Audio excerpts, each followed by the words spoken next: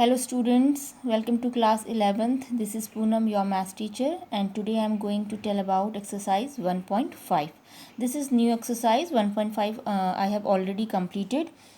So first question is, let u equal to 1, 2, 3, 4, 5, 6, 7, 8 and 9. Okay, ये आपके पास universal set आपके पास given है and universal set के बाद आपको ए गिवन है 1, 2, 3, 4 एंड बी गिवन है 2, 4, 6, 8 एंड सी गिवन है 3, 4, 5, 6. फाइंड ए कॉम्प्लीमेंट या ए नॉट, हम इसको ए नॉट भी बोलते हैं और ए कॉम्प्लीमेंट भी बोलते हैं. सेकेंड आपने फाइंड करना है बी कॉम्प्लीमेंट यानी कि बी नॉट. सिमिलरली ऐसे ही आपको बहुत सारे पार्ट्स इसमें गिवन है, टोटल 6 पार्ट्स यहाँ पर है. ए यूनियन सी का होल नॉट बोलेंगे या कॉम्प्लीमेंट बोलेंगे. ओके, तो ये सारे पार्ट्स हमने फाइंड आउट करने. एक या दो मैं आपको अभी यहाँ पे इसमें सारे वैसे कवर कराऊंगी, बट आपको एक या दो या थर्ड 3 पार्ट करने से ही आपको सारे पार्ट समझ में आ जाएंगे और आप इजीली कर पाएंगे. देखो, सबसे पहले हम बात करेंगे, मैं इसको 2 मेथड से आपको बताऊंगी करना, बट एग्जाम में you can use any one method. आप कोई एक मेथड से यूज़ कर सकते हो, जो ईजी रहेगा वो आप यूज़ करिएगा. और मोस्टली हम लोग इसमें एक वेन डायग्राम वाले मेथड से हम इसको क्लियर करते हैं और एक आपका डायरेक्ट मेथड होता है, वो बहुत सिंपल होता है, तो आप उसी मेथड में जाएंगे. तो देखिए, सबसे पहले यहाँ पे बात करिए यूनिवर्सल सेट की. यू मतलब होता है यूनिवर्सल सेट, इसमें आपके पास सारे आपके पास ए बी सी इनके सबके कंबाइंड जो आपको टोटल आपको ए बी सी जो सेट्स की बने, इनका पूरा आपके पास यूनिवर्सल में ये नंबर्स आपको मिलेंगे, इनके नंबर्स. ओके, तो यूनिवर्सल एक बड़ा सेट होता है. तो अगर मैं इसको बिल्कुल एक समझाने के पॉइंट ऑफ व्यू से बताऊं तो आप इसको देख सकते हैं. अगर हम इसको वेन डायग्राम के थ्रू समझना चाहे तो जैसे आपको पता है यूनिवर्सल सेट मतलब बड़ा सेट, ठीक है. ये हमारे पास हो जाता है यूनिवर्सल सेट. वेन डायग्राम का इंट्रोडक्शन मैं ऑलरेडी आपसे डिस्कस कर चुकी हूँ. जिसको वेन डायग्राम के रिगार्डिंग कोई भी प्रॉब्लम है वो वीडियो में जाके देख सकता है, ठीक है. देन आपके पास यहाँ पे जो U है वो होता है यूनिवर्सल सेट, ठीक है. इसका मतलब इस पूरे उसमें आपके पास ये सारे एलिमेंट्स आएंगे. अब बात करिए, हमें जो फाइंड आउट करना है वो फाइंड करना ए कॉम्प्लीमेंट. फर्स्ट वाला जो पार्ट है हमें उसमें ए कॉम्प्लीमेंट को फाइंड आउट करना है, ठीक है. तो यहाँ पे अगर ए कॉम्प्लीमेंट फाइंड करना है तो आप ये ए से लिंक कर रहा है तो यहाँ पे हम ए एक बना देंगे. ऐसे एक हमने ए सेट बनाया. वेन डायग्राम में हम इसी तरीके से बनाते हैं, मैंने आपको बता रखा है 1, 2, 3, 4. ए में कैसे एलिमेंट है 1, 2, 3, 4. ओके, ये आपके पास ए में एलिमेंट है. अब आप देख सकते हैं ए नॉट क्या होता है. ए नॉट यानी कि ए कॉम्प्लीमेंट क्या होता है बच्चों. ए कॉम्प्लीमेंट की जो डेफिनेशन होती है ना, वो होती है A complement equals to U minus A. यानी कि यूनिवर्सल सेट में से ए को माइनस कर दीजिए. ए को माइनस कर दीजिए मतलब ए में जितने एलिमेंट है वो यूनिवर्सल सेट से आप हटा दीजिए, बाकी जो रेस्ट एलिमेंट है वो हमारा आंसर होगा. तो इसका 1 लाइन में आंसर आ जाता है, बट थोड़ा सा हम वेन डायग्राम के थ्रू भी इसको समझ लेते हैं. ये हमारे पास यूनिवर्सल सेट था और ये हमारे पास एक ए सेट था. ए में 1, 2, 3, 4 है. अब देखिए, यूनिवर्सल सेट में से हमने ए को माइनस कर देना है, यानी कि 1, 2, 3, 4 को माइनस कर देना है. 1 भी हट जाएगा, 2 भी हट जाएगा, 3 भी हट जाएगा, 4, यानी कि ये तीनों का ये चारों नंबर आपके हट गए. तो बचे कौन से नंबर, ये 4 नंबर्स हमने हटा दिए. तो हमारे पास क्या बचे 5, 6, 7, 8, 9. तो हमारे पास जो आंसर आ गया वो क्या आया आपके पास 5, 6, 7, 8 एंड 9. ये तो हमारा डायरेक्ट आंसर, आप एग्जाम में इसको एज इट इज कर सकते हो. बट यहाँ पर अगर हमें वेन डायग्राम के थ्रू उसको ड्रॉ करना है तो किस तरीके से करेंगे. इस यूनिवर्सल सेट में से आपने इस ए को हटाया तो ये जो रेस्ट पार्ट जो आपके पास आएगा, इसको मैं रेड पेन से थोड़ा शो कर देती हूँ शेड करके, ये हमारे पास आंसर होगा. यानी कि यहाँ पे एलिमेंट कैसे होंगे आपके, जो ए को छोड़ के जितने एलिमेंट बचे वो यहाँ पर बाहर आ जाएंगे, ठीक है. तो ये हम इस तरीके से उसको वेन डायग्राम के थ्रू समझ सकते हैं, बट आप एग्जाम में इस तरीके से करिएगा. अब नेक्स्ट हमने फाइंड आउट करना है, सेकंड पार्ट हमारे पास है बी कॉम्प्लीमेंट.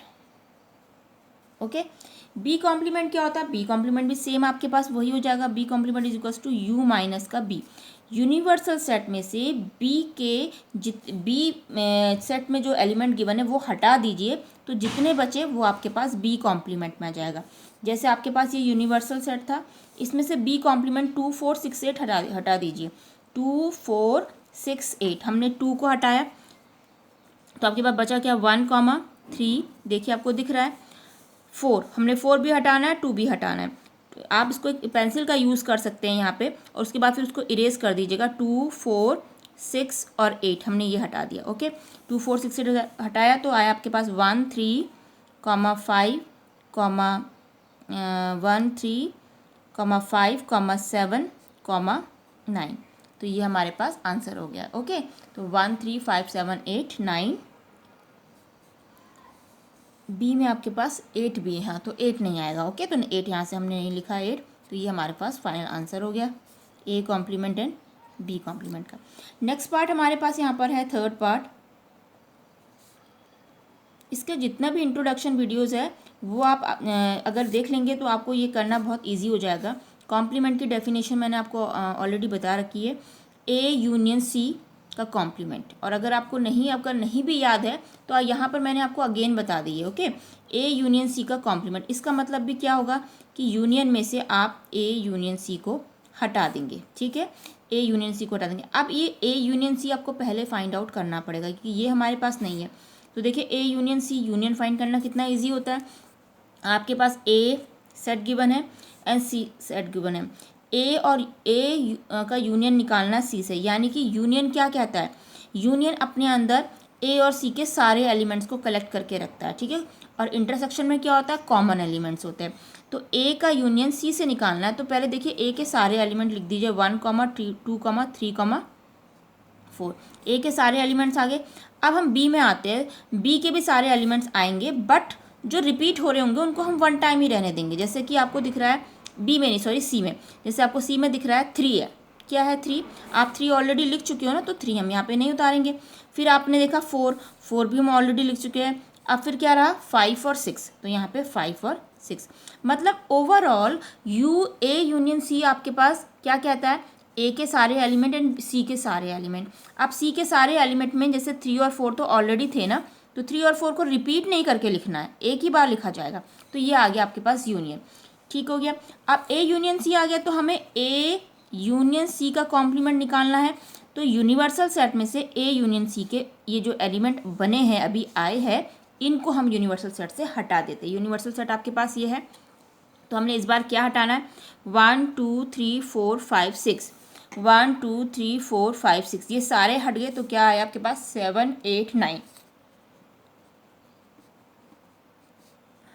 आंसर, 7, 8, 9। ओके, अब नेक्स्ट पार्ट हमारे पास है फोर्थ पार्ट। देखिए, फोर्थ पार्ट में आपको बोला गया है ए यूनियन बी इंटरसेक्शन का नोट। ठीक है, आपको ये फाइंड आउट करना है, यानी कि आपको अभी ए यूनियन सी का कॉम्प्लीमेंट फाइंड करना था, अब ए यूनियन बी का कॉम्प्लीमेंट फाइंड करना है। तो पहले ए यूनियन बी निकाल देते हैं जल्दी से। ए यूनियन बी देखिए, अब मैं डायरेक्टली यहाँ पे देखो फटाफट से निकालूंगी, क्योंकि थोड़ा आई थिंक आप लोगों को समझ में आ गया है।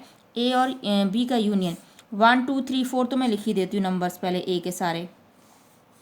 ठीक है, मैंने ए के नंबर सारे लिख दिए, ये 1, 2, 3, 4 है ना ए में। अब बी में आ जाइए, देखो 2 नहीं लिखूंगी क्योंकि 2 लिख चुकी हूँ, 4 नहीं लिखूंगी, लिख चुकी हूँ। ठीक है, उसके बाद 6 और 8 आपके पास बचा, 6 एंड 8। तो ये मेरा ए यूनियन बी का कॉम्प्लीमेंट आ गया। अब मुझे ए यूनियन बी आया, सॉरी ये क्या है हमारे पास, ए यूनियन बी आया। अब मुझे ए यूनियन बी का कॉम्प्लीमेंट फाइंड करना है, तो यू में से ए यूनियन बी को माइनस कर देती हूँ, यानी कि इस यूनिवर्सल सेट, इस पूरे यूनिवर्सल सेट में से मैं ये सारे एलिमेंट्स को हटा दूंगी। 1, 2, 3, 4, 6, 8, 1, 2, 3, 4, 6, 8 को हटाया, तो बचा क्या आपके पास 5, 7 एंड 9, 5, 7 एंड 9, ये हमारे पास आंसर हो गया। ओके, अब देखिए आपके पास ये था फोर्थ पार्ट। अब हम आते हैं फिफ्थ पार्ट में। फिफ्थ पार्ट आपको क्या बोला गया है, मैं यहाँ पे फिफ्थ पार्ट कर देती हूँ। देखिए, फिफ्थ पार्ट में आपको बोला ए कॉम्प्लीमेंट का कॉम्प्लीमेंट। देखिए, ये एक रूल भी है, आप इसको डायरेक्टली भी समझ सकते हैं। किसी भी कॉम्प्लीमेंट का कॉम्प्लीमेंट अगर बोलते हैं तो ये दोनों कॉम्प्लीमेंट कैंसिल आउट होके सिंगल ए में आ जाता है, यानी कि ए कॉम्प्लीमेंट का कॉम्प्लीमेंट अगर निकालेंगे, यानी कि इसका कॉम्प्लीमेंट निकालोगे आप। ठीक है, उस जब ए का कॉम्प्लीमेंट निकल जाएगा, उसका फिर कॉम्प्लीमेंट जब हम निकालते हैं ना, तो आंसर ए ही आता है।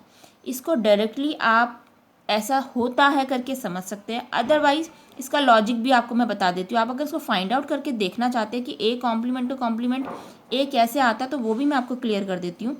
ए कॉम्प्लीमेंट जो हम निकालेंगे, तो कॉम्प्लीमेंट की डेफिनेशन तो क्लियर है, u माइनस ए, यानी कि इस u में से a को हटा देना है, 1 2 3 4 को हटा देना है, तो क्या आएगा बच्चों 5 6 7 8 एंड 9। ओके, अब मुझे इस a कॉम्प्लीमेंट का भी कॉम्प्लीमेंट फाइंड आउट करना है, तो u माइनस ए कॉम्प्लीमेंट। ठीक है, पहले a कॉम्प्लीमेंट निकाला तो u माइनस ए, फिर a कॉम्प्लीमेंट का फिर कॉम्प्लीमेंट है तो u माइनस ये a कॉम्प्लीमेंट आ जाएगा आपके पास। ठीक है, तो u में से इस a कॉम्प्लीमेंट को भी हटा दीजिए। 5 6 7 8 9, 5 6 7 8 9, देखिए 5 6 7 8 9, तो क्या आ गया आपके पास आंसर 5 6 7 8 9 हट गया, तो 1 2 3 4। तो ये हमारा a कॉम्प्लीमेंट का कॉम्प्लीमेंट आ गया। कितना आ गया हमारे पास ये, तो आप देख सकते हैं कि ये कॉम्प्लीमेंट का कॉम्प्लीमेंट हमारे पास जो ये सेट आया है, ये सेट क्या था, यहाँ देखिए a है हमारे पास आंसर।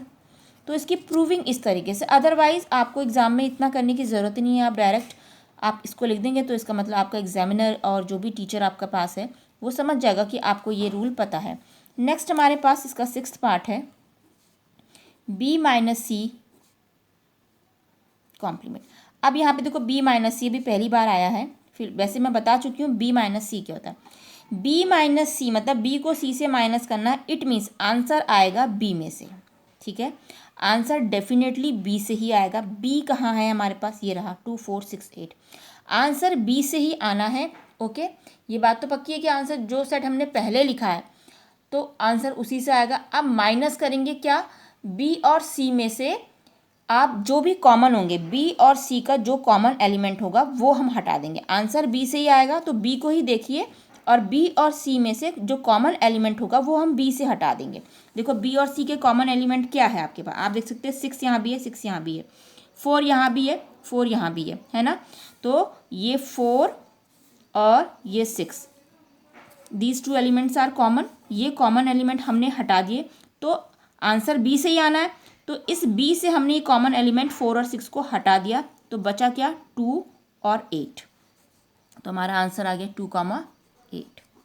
क्लियर, तो हमारे पास इसके 6 पार्ट्स हमने पूरे कंप्लीट कर दिए हैं। अभी कंप्लीट नहीं करे, सॉरी, ये तो मैंने अभी b माइनस सी निकाला, अभी तो मुझे इसका b माइनस सी का कॉम्प्लीमेंट भी निकालना है। तो कॉम्प्लीमेंट क्या करता है, u माइनस ये जो b माइनस सी होता है इसको हमने माइनस कर देना।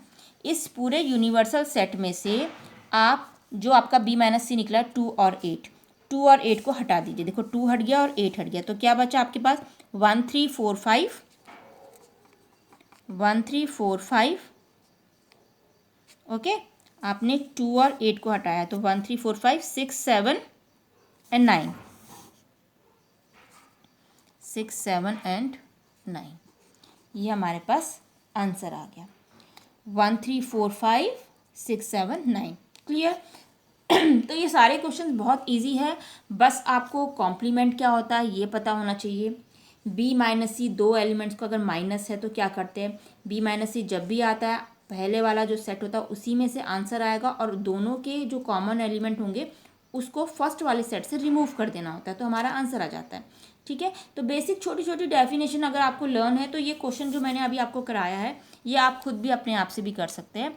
और अगर किसी को कुछ भी डाउट है तो वो हमारा इंट्रोडक्शन जो भी मैंने आपको कराया है वो उसको देख सकते हैं। बाकी इसके लास्ट में मैं आपको वेन डायग्राम से रिलेटेड जो भी इंट्रोडक्शन मैंने दिया है वो मैं आई बटन में आपको दे दूँगी और डिस्क्रिप्शन बॉक्स में भी वो वीडियो आपको प्रोवाइड करवा दूँगी। And thank you. अब हम मूव करेंगे क्वेश्चन नंबर 2 में।